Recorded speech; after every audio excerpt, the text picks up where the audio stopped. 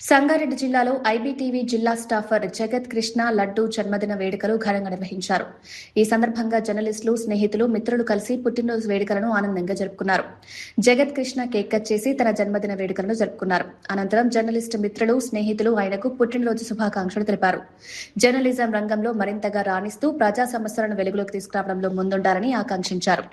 ఈ సందర్భంగా జగత్ కృష్ణ మాట్లాడుతూ తన జన్మదిన వేడుకల్లో పాల్గొని శుభాకాంక్షలు తెలిపిన ప్రతి ఒక్కరికి కృతజ్ఞతలు తెలిపారు. స్నేహితులు, సహచర జర్నలిస్టులతో కలిసి జన్మదిన వేడుకలు జరుపుకోవడం ఆనందంగా ఉందన్నారు.